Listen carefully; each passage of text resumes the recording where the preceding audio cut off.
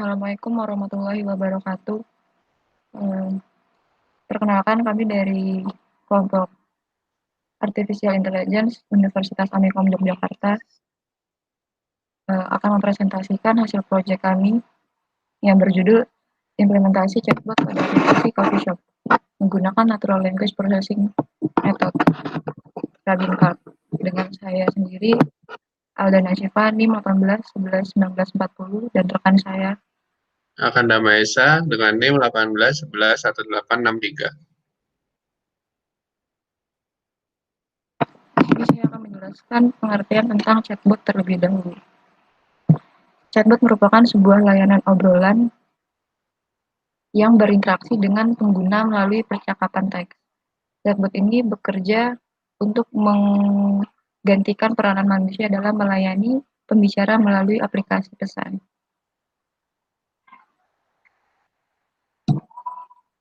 Selanjutnya NLP dan NLS. Natural Language Processing atau NLP merupakan salah satu cabang ilmu AI yang berfokus pada pengolahan bahasa alami. Secara teoritas, NLP ini pengembangan berbagai teknik komputasi untuk menganalisa dan menampilkan teks dalam bahasa alami pada satu atau lebih tingkat analisis linguistik.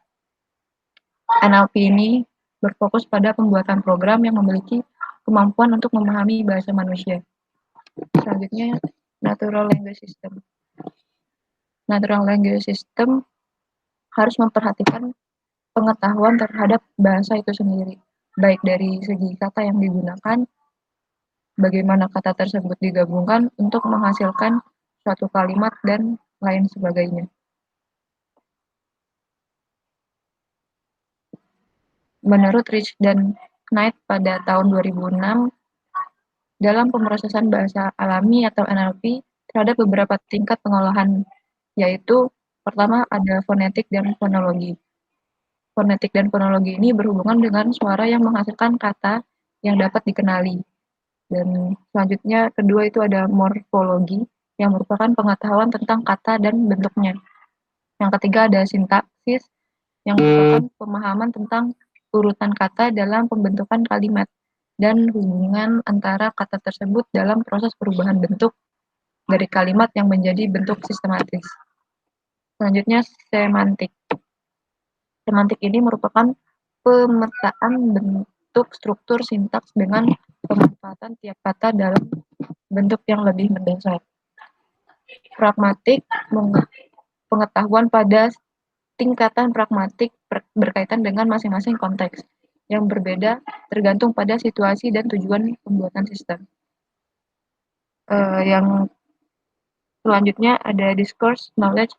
Nah, ini tuh merupakan pengenalan apakah satu kalimat yang sudah dibaca dan dikenali sebelumnya dapat mempengaruhi arti dari kalimat selanjutnya. Dan yang terakhir ada word knowledge yang mencakup arti sebuah kata secara umum. Selanjutnya algoritma Rabin-Karp. Algoritma Rabin-Karp ini merupakan string yang menggunakan fungsi hash sebagai perbandingan antara string yang dicari atau M dengan substring pada teks yang disebut N. Selanjutnya text pre-processing. Di text pre-processing ini ada 6. Yang pertama itu penghapusan format dan markup. Tahap ini tuh menghapus semua teks markup dan fokus format khusus dari dokumen, terutama pada dokumen yang mempunyai banyak teks. Yang kedua ada tokenizing atau parsing. Proses yang memisahkan deretan kata di dalam kalimat, paragraf, atau halaman agar menjadi token, potongan kata tunggal atau term word. Yang ketiga ada stop word removal atau filtering, yang merupakan proses penghapusan kata-kata yang sering ditampilkan dalam dokumen seperti kata hubung, kata depan, dan sebagainya.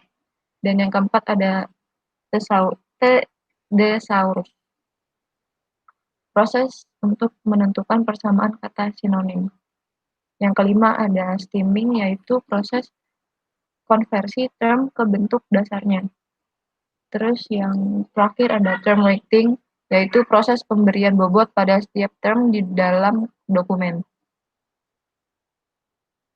Selanjutnya ada ilustrasi text processing.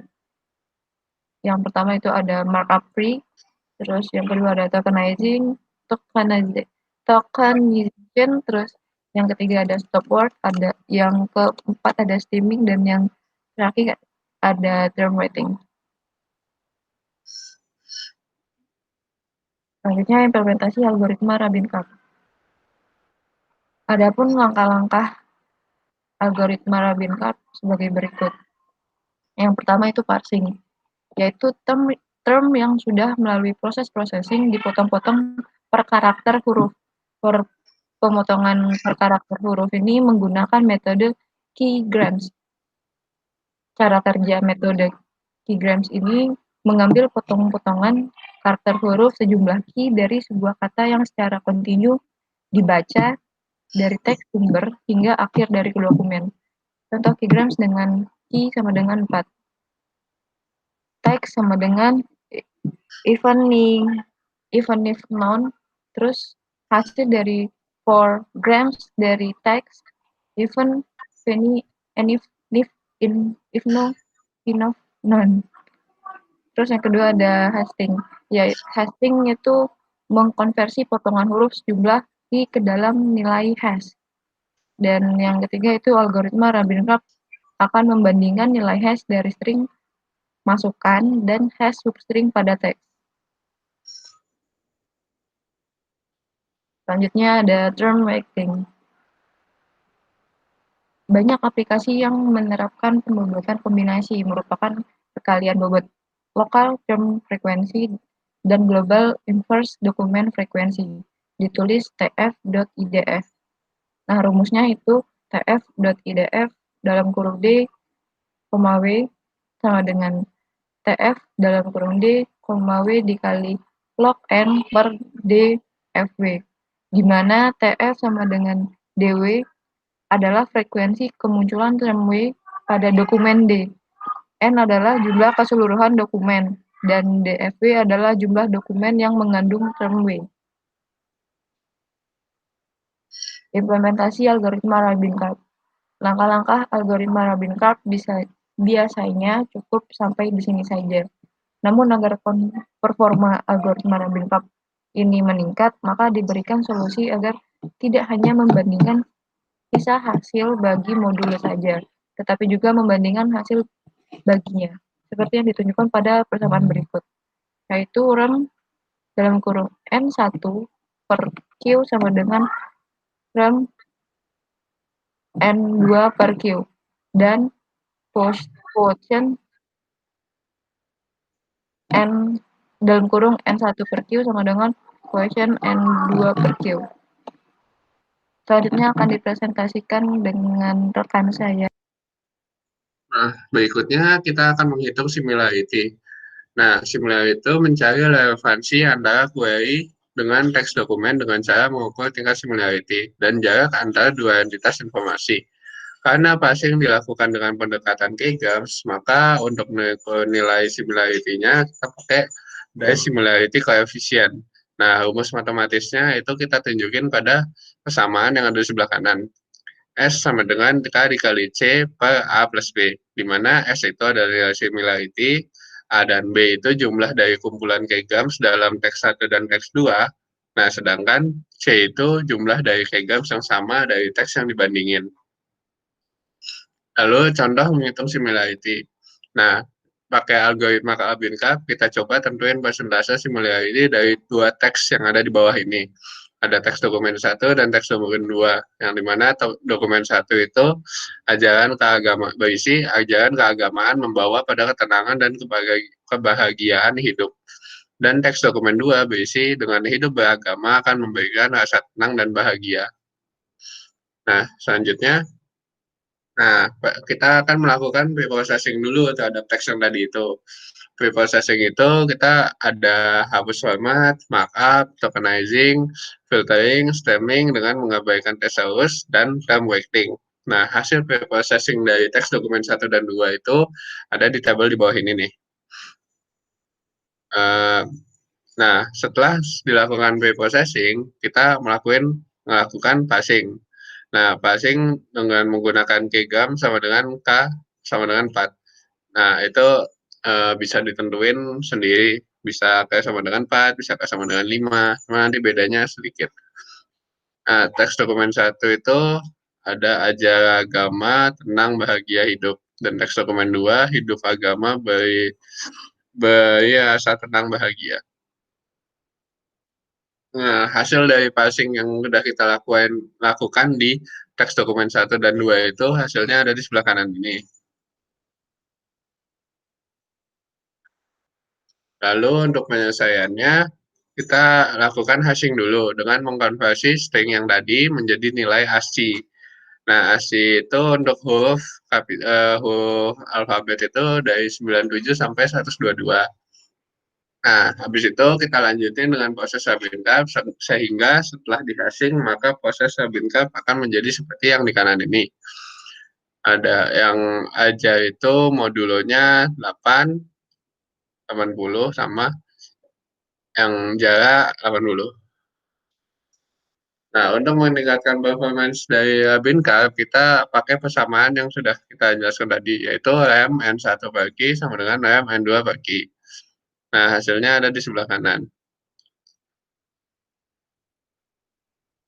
Lalu, jika proses penghitungan yang tadi sudah dilakukan untuk seluruh dokumen, yaitu dokumen 1 dan 2, dan semua kata yang ada di dalam dokumen, maka akan dihasilkan matriks penghitungan hasil modulo dan hasil reminder. Nah, di mana term yang cocok ada 16 term. Nah, hasilnya bisa dilihat pada tabel yang ada di bawah ini. Ada 16 term yang terdapat kecocokan. Nah, penyelesaian selanjutnya. Kita akan menghitung similarity atau kecocokan dengan menggunakan persamaan yang tadi. Nah, jadi tingkat similarity teks dokumen 1 dan 2 itu adalah K dikali C dibagi A plus B. Nah, hasil akhirnya itu yaitu 57,14%. Karena yang kita cari adalah persentase. Nah, berikutnya ini adalah contoh dari preprocessing dengan menggunakan algoritma Binkap. Nah, kita di sini menggunakan bahasa pemrograman Ruby. Di sini kita mencoba mencari yaitu string hello world dan substringnya world is beautiful, di mana kesamaannya terdapat pada CMD yang ada di sebelah kanan tersebut. Nah, sekian dari kelompok kami, kurang lebihnya mohon maaf. Wassalamualaikum warahmatullahi wabarakatuh.